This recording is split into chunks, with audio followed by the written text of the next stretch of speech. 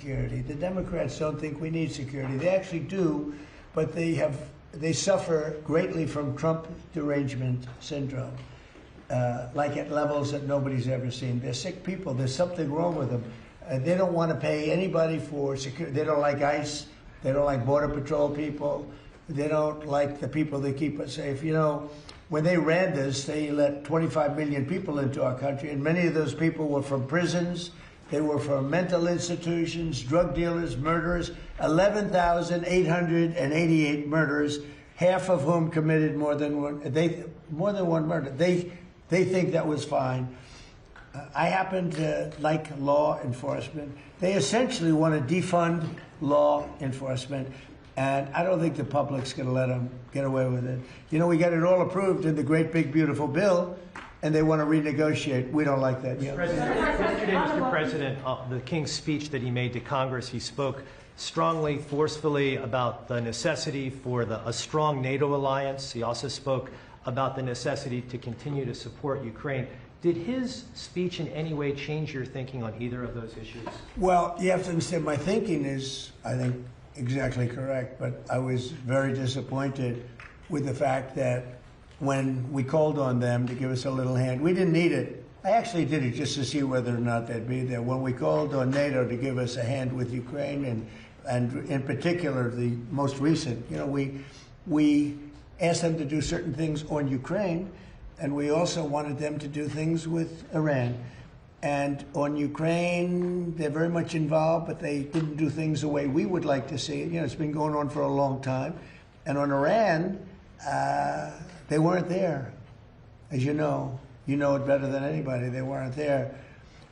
The King is fantastic. We spent a lot of time together. We had a lot of talk. We talked about this also. And he loves his country, and he's a great king, and he's a great friend of mine. And I think if he were doing that, if that were up to him, he would have probably helped us with Iran. He would have followed the suggestions we made with respect to Ukraine, because, you know, we have some disagreements on Ukraine, and not having to do with NATO so much as European countries. But no, you know, he's coming back tomorrow. We had an incredible evening last night, and he's leaving tomorrow. He's going to come back and see us before he leaves, and you know. But I think he's a phenomenal representative for his country. I think the people in the United Kingdom should be proud. I loved his speech yesterday. I watched it. I loved the speech last night. I don't know about my speech. I thought my speech was okay too, but I thought he was. I think he's an unbelievable king, and by the way, an unbelievable queen. They are a great couple. This morning, we were talking about how busy you were this morning. James Comey was in court. He self-surrendered. He's now been charged a second time, this time over a social media post with seashells that said 8647. Do you really think that he was endangering your life or threatening your life with that post? Well, if anybody knows anything about crime, they know 86. You know what 86? It's a mob term for kill 'em. You know? You ever see the movies? 86 'em. The mobster says to one of his wonderful associates, 86 'em. That means kill 'em. It's, I think of it as a mob term. I don't know, people think of it as something having to do with disappearing, but the mob uses that term to say when they want to kill somebody, they say, 86, the son of a gun. I'm trying to keep the language nice and clear. They don't use that term, son of a gun. They use another term. But that's a mob term for kill 'em. Yeah. But do you really think your life was in danger? Probably. I don't know. You know, based on what I'm seeing out there, yeah. The people like Comey have created tremendous danger, I think, for politicians and others. Comey is a dirty cop. He's a very dirty cop. He cheated on the elections. He tried to help Hillary Clinton, as you know. He dismissed a lot of things that he should have proceeded with. I wasn't involved, but he should have proceeded with. No, he's a dirty cop. He's a crooked man, yeah. Mr. President, you just described there's been disagreement between the U.S. and Keir Starmer on support for Iran. Did your visit with the King smooth that over or create any warmth? My visit with the King really was just, it was extraordinary. I mean, he's an extraordinary man. He's an extraordinary person. And, yeah, it helps from the standpoint that you know, when you like the king of a country so much, it probably helps your relationship with the prime minister. But, you know, in that case, the prime minister, I said, do you want to send a little help? He said, no, we'll send it after you win the war. I said, that's not good. That's not good. What do you think of that, Jared? Sending help after we win the war? I don't know. Something that bothers me. Wait, I don't want to get you guys involved, but I can imagine what you're thinking. The United Arab Emirates, the UAE, they pulled out of OPEC. Yeah, what do you think about that? I think it's great. I mean, I think it's great. Look, I know him very well, Mohammed, and very smart. And he probably maybe wants to go his own way. That's a good thing. I think ultimately it's a good thing for getting the price of gas down, getting oil down, getting everything down. They have it all. He's a great leader, actually. So no, I'm okay. They're having some problems in OPEC. Mr. President, Kevin Warsh passed a hurdle today. The Senate Banking Committee confirmed his nomination. It will go to the Senate floor. He'll be on the Fed in mid-May. Is it your expectation that he can persuade the other Fed governors to lower interest rates? Well, we'll see. I mean, they should recently, because it's a good time to lower them. We're the most prime country anywhere in the world. We're right now having investments made in our country at a level that nobody's ever seen. No other country's ever seen it.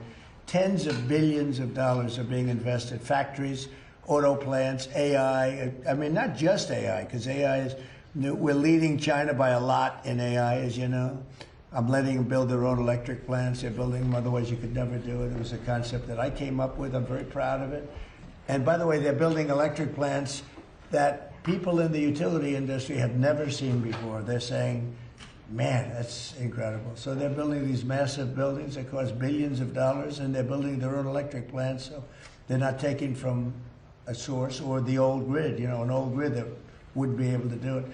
No, we're leading with everything. But in the history of our beautiful world, there's never been a country that has so much money being invested in it as us. And tremendous number of auto plants, by the way. The auto plants are coming out of Canada, Mexico, Japan, South Korea, Germany. They're all coming to the United States. And the reason is I have a very smart tariff policy. You know, we were taken advantage of for years. We were being ripped off by other countries for years. And those days are over. Yeah, please. Mr. President, regarding Iran, how long are you prepared to maintain the blockade? Could that go several more months? Well, the blockade is genius, okay? The blockade has been 100% foolproof. It shows how good our Navy is, I can tell you that. Nobody's going to play games.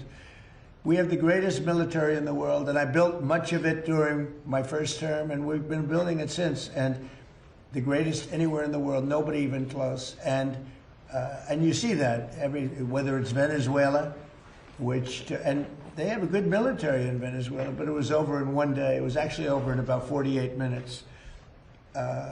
Iran, the same thing. I mean, militarily, we've wiped them out. They have no military left.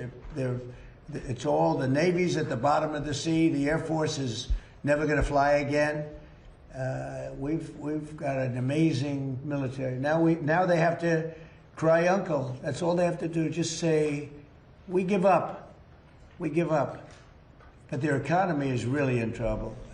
So it's a dead economy. So can you Fury and the blockade get Iran to nuclear talks fast enough, or do you think another wave of strikes will be necessary? I don't know. It depends. We have talks. We're having talks with them now, and we're not flying anymore with 18-hour flights every time we want to see a piece of paper. We're doing it telephonically, and it's very nice. I make a call, or I have my people make a call, and you know the answer. I always like face-to-face. I consider it better. But when you have to fly 18 hours every time you want to have a meeting, and you know what the meeting's all about, and you know they're going to give you a piece of paper that you don't like before you even leave. It's ridiculous. They've come a long way. The question is whether or not they're going to go far enough. So at this moment, there will never be a deal unless they agree that there will be no nuclear weapons. Yeah, go ahead. Are you considering relocating NASA's headquarters out of D.C.? States like Florida, Texas, and Ohio have expressed interest. You're going to have to say it differently. Sorry, are you considering relocating NASA's headquarters out of DC once the lease is up? States like Texas, Ohio, and Florida. Well, the best man to tell you that is the man sitting right over here. You heard that question? With those beautiful ears of yours? He's got great hearing, you know, he's got super hearing. Trick of the trade, sir. What's the answer to that? I think the answer to that is we have 10 amazing centers around the country that all kind of bubble up to contribute to the mission we're able to undertake, like Artemis II. I think in terms of the headquarters, we have a lot of people very interested in our mission. So being here in DC gives us the opportunity to kind of interact from all our stakeholders, make sure we make the right decisions for the nation. Yeah, DC is an advantage, I guess, for you. It's got to go around. It's got to see some senators, make sure they keep going, right? Yes, Mr. President. Yeah, probably staying around is not so bad. And importantly, Washington, D.C. is now one of the safest cities in the country. When I came here a little more than a year ago, it was a very unsafe city. And now, maybe even more importantly than that, we have the hottest country anywhere in the world. And you helped make it hot. You know, you helped make it hot. When a year and a half ago, and I say it a lot, the King of Saudi Arabia, but others also, the King of Saudi Arabia said, Mr. President, a year and a half ago, we thought you had a dead country. We thought the United States was a dead country, and now you have the hottest country anywhere in the world, and we do.